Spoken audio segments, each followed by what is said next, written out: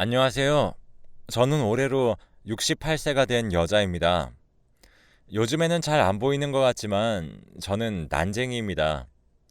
그런 절 부끄러워하셨는지 부모님은 제가 2살쯤 될 무렵 고아원에 버리고 가셨다고 해요.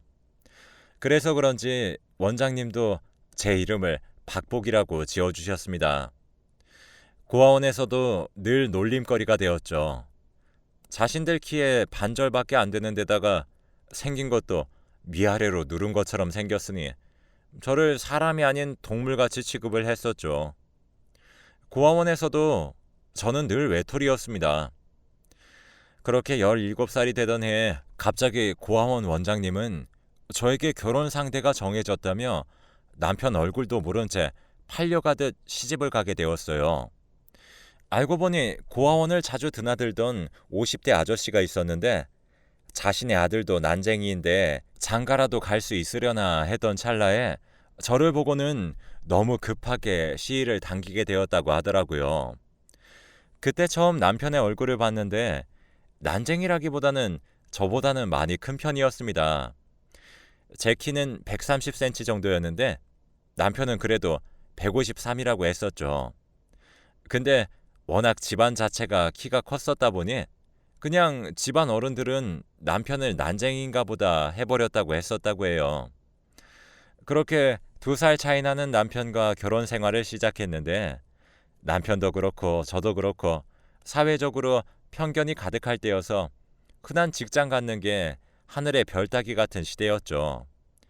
그때 당시만 해도 이렇게 남들과 좀 다르다는 것을 뭔가 전염병처럼 옮는다고 생각했었고 불운하다고만 생각했었어요. 그런데 남편과 제가 결혼한 지 얼마 안 되었을 때 아버님이 저를 그렇게 급하게 들여오신 이유에 대해 알게 되었습니다. 아버님이 늦은 밤 저를 따로 부르시더니 어차피 아이를 낳아봤자 유전될 수도 있고 그러니 아이 낳는 것은 생각하지 말라고 하시더라고요. 뭐 그렇게 생각할 수 있으려니 했지만 그래도 마음 한켠이 아팠어요. 그래서 알겠다고 했는데 아버님께서는 충격적인 제안을 하나 하셨습니다.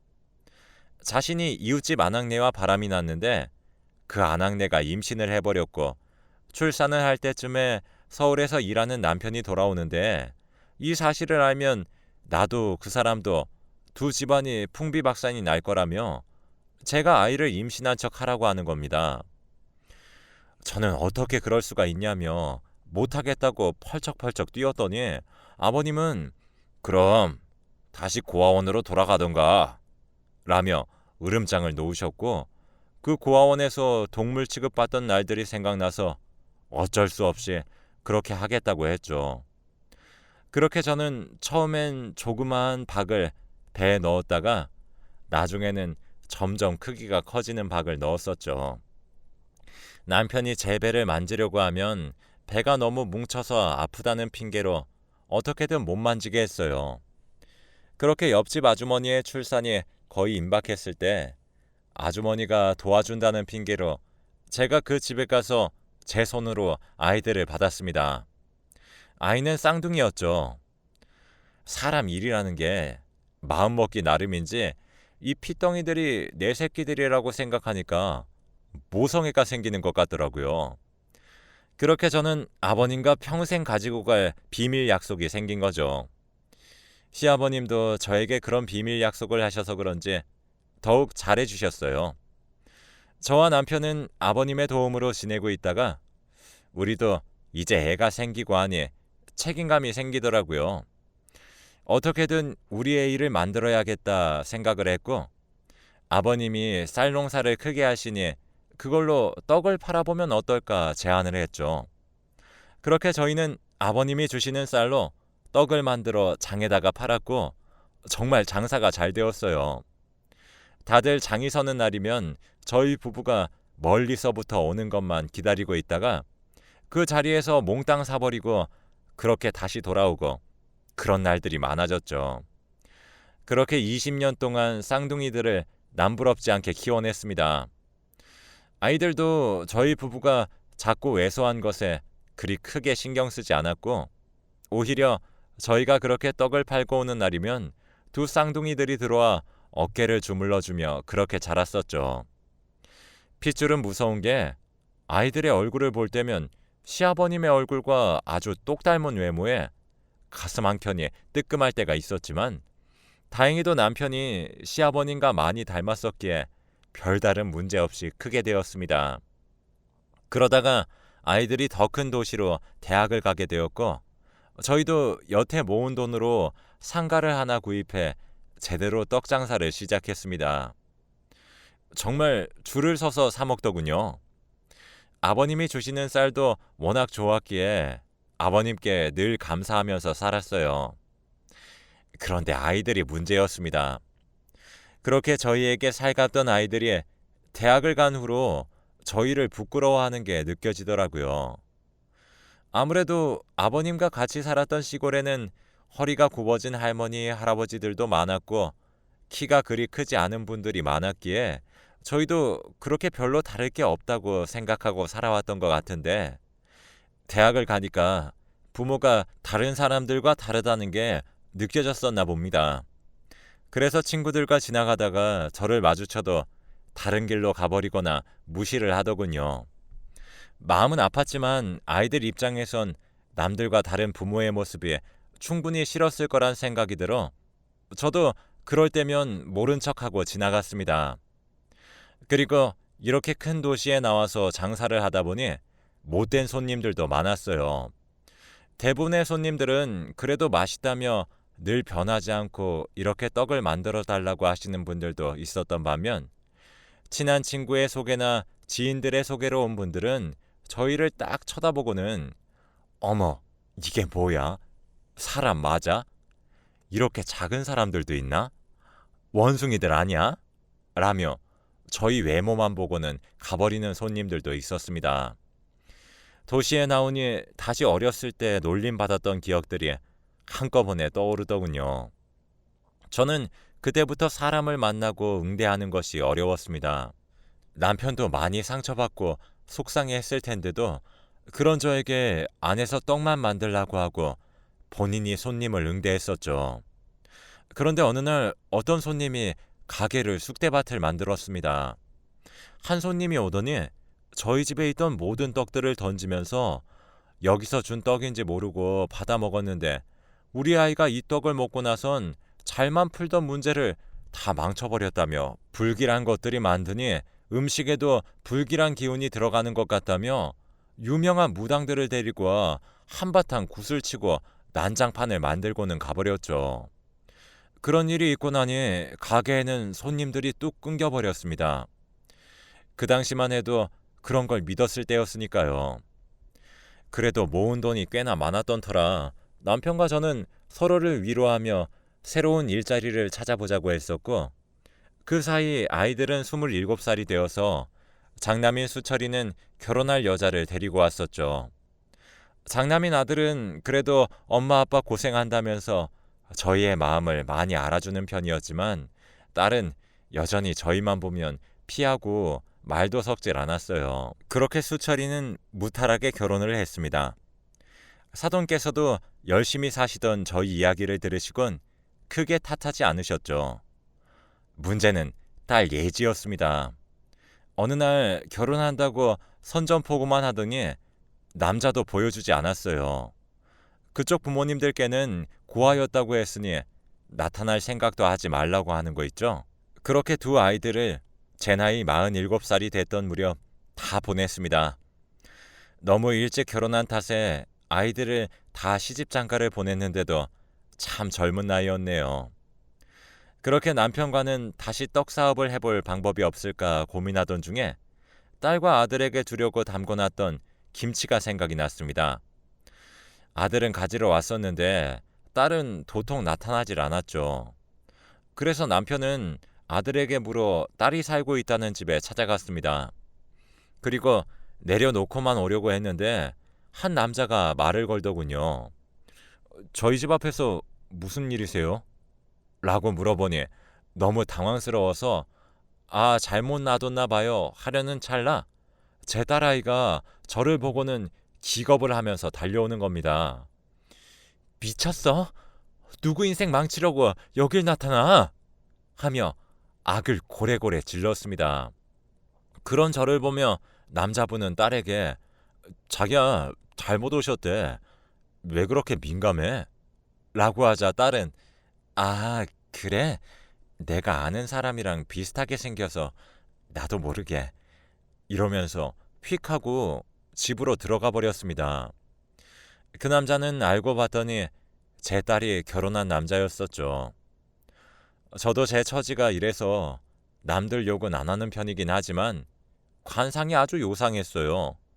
뭔가 노는 사람같이 생겼다고 표현해야 할까요? 그 남자는 저희를 찬찬히 살펴보더니 갑자기 그 남자가 미친 듯이 웃으면서 아니 뭐 이렇게 생긴 것들이 있어? 라며 예지를 다시 데리고 나오는 겁니다. 예지는 저희를 잡아먹을 듯이 째려보고 있었고 그 남자는 갑자기 저희가 들고 있던 김치통을 열어서 김치를 꺼내더니 저희에게 부어버렸습니다. 졸지에 김치에 절여진 저희는 어안이 벙벙했습니다. 이게 무슨 일인지 도무지 알 길이 없던 찰나에 그 남자는 아니 우리 집 앞에 이런 걸 가지고 오면 어떻게 해요? 기분 더럽네 진짜. 아니 뭐 어디서 굴러 먹었으면 이렇게 신기하게 생길 수가 있지? 하며 맘껏 빈정거리더니 들어가 버렸습니다. 저희는 충격에 오들오들 떨고 있었고 그 모습을 보던 예지는 다시는 나타나지 마 한마디 남기고 들어가 버렸습니다. 저희는 그날 이후로 정신 나간 사람들처럼 보내고 있었는데 갑자기 예지와 그 남자가 찾아온 겁니다. 그러면서 그 남자가 무릎을 꿇더니 어머니 아버지 몰라 봬서 정말 죄송합니다 하는 게 아니겠어요. 남편이랑 영문을 몰라서 서로 눈만 꿈뻑꿈뻑 뜨고 있었죠. 그렇게 저희에게 김치를 쏟아부었던 날 예지가 남편에게 엉엉 울며 사실 자기 엄마 아빠라고 했다더군요. 사실 예지는 사실대로 말하면 버림받을 것 같아서 꽁꽁 숨겨뒀었는데 오히려 그 사실을 밝히고 나니 남편이 자기가 큰 실수를 저질렀다고 사과를 하고 싶다며 오히려 그렇게 마음 졸이며 살아온 예지를 더 꼭 안아주었다고 합니다. 아무리 그래도 저희는 이해가 되지 않았습니다. 그래서 사위에게 아무리 그래도 모르는 사람이면 그렇게 하면 된다는 겐가?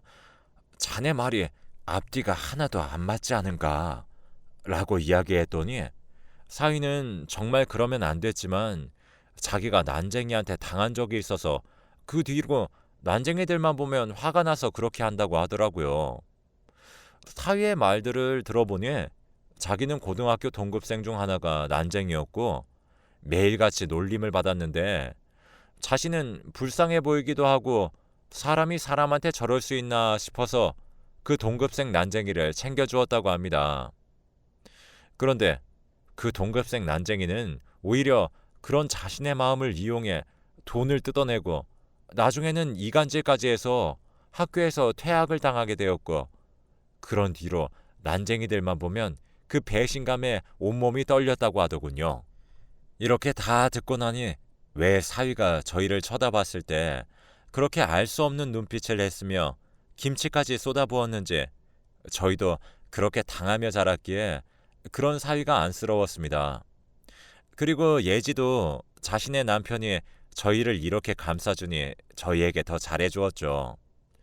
그렇게 예진에는 사돈까지 찾아와선 딸 결혼식도 제대로 못 봤다며 저희 부부의 마음을 이해해주고 다독여 주었습니다.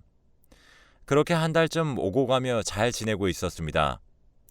갑자기 사위에게서 전화가 왔습니다.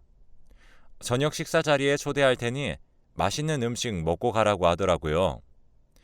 그렇게 사위네 집에서 맛있는 저녁을 먹었는데 갑자기 잠이 엄청나게 쏟아지는 겁니다. 정신을 차리고 눈을 떴을 땐 난생 처음 와보는 곳에 있었어요. 남편이랑 눈이 마주쳤고 저희는 이게 어떻게 된 일인지 어안이 벙벙했습니다. 주변을 둘러봤는데 처음 보는 물건들이 많은 창고 같았어요. 그리고 얼마 지나지 않아 한 남자가 창고를 열고 들어왔죠. 그 서커스라고 들어는 봤는가요? 라며 비열한 웃음을 지어 보였습니다.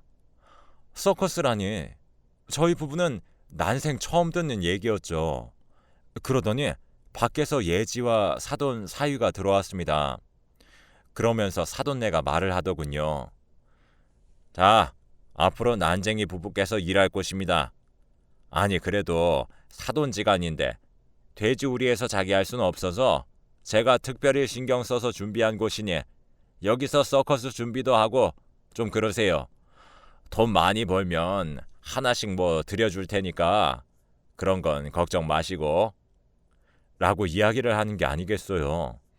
알고 봤더니 이것들이 난쟁이들이 하는 서커스가 돈이 된다는 걸 듣고는 머리를 맞대어 이 사업을 시작했다고 하네요. 그렇게 저희는 서커스들을 했어요.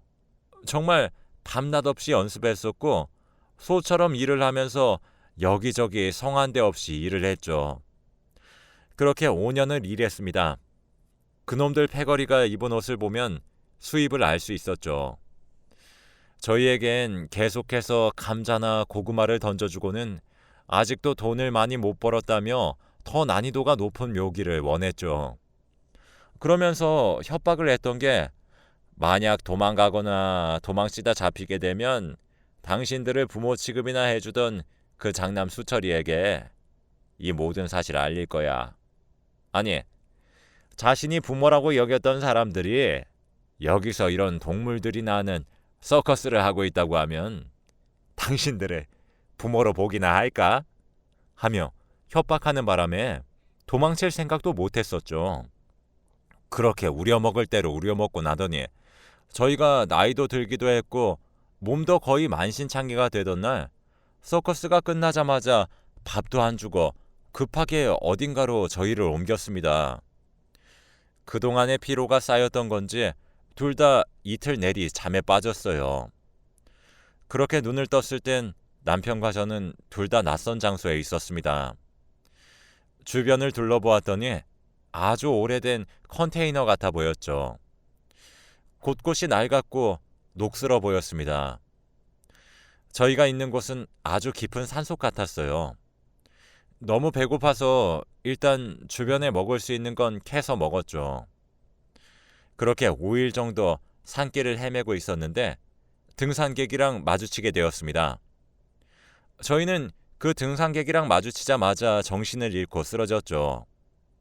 그렇게 병원에 실려가 며칠 입원을 했고 그동안 좀 정신이 차려졌습니다. 비몽사몽 아직도 정신이 오락가락할 때쯤 웬 여자가 저를 보더니 눈물을 흘리며 손을 잡는 게 아니겠어요. 저는 정신도 몸도 움츠러들었고 잡고 있던 손을 빼냈습니다. 그랬더니 그 여자는 다시 손을 잡더니 드디어 찾았네. 찾았어. 이름이 김박복이 아니에요? 라며 저를 서글픈 눈으로 바라봤습니다.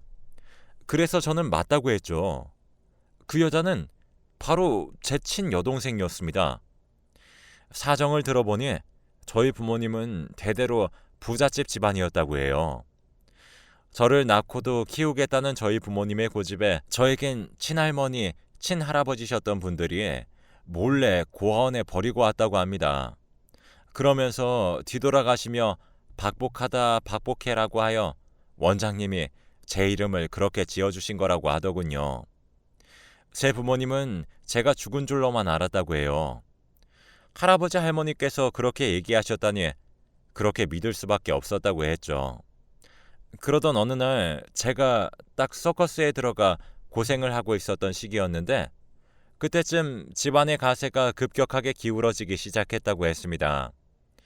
그래서 답답하던 부모님들은 용하다는 점집에 가서 점을 봤는데 첫째 딸이 복덩이야. 딸이 둘이 있는데 첫째가 아프고 고생하면 집안이 망해 라고 했다는 겁니다. 그래서 저희 부모님은 요양원에서 간신히 살아계셨던 시어머니께 가서 어떻게 된 거냐고 사실을 말해달라고 하니 그 일을 말해주더랍니다. 그래서 그때부터 온 가족이 저를 찾아다녔다고 해요. 처음엔 어떤 시골에 있다고 해서 갔더니 이미 떠나버렸고 모른다고 했다고 하네요. 아무래도 제 시아버님이 아닐까 했어요. 혹시나 본인이 저에게 했던 비밀스러운 일들이 탄로날까봐 걱정되셨던 게죠. 그러다가 어떻게 장남 수철이를 찾게 되어 갔더니 본인들을 찾지 말라는 메시지만 보내고 홀연히 사라져버려 알 수가 없다고 하더군요. 그러다 제 딸 예지를 찾아가게 되었는데 자신들도 모르겠다고 잡아떼버렸다고 합니다.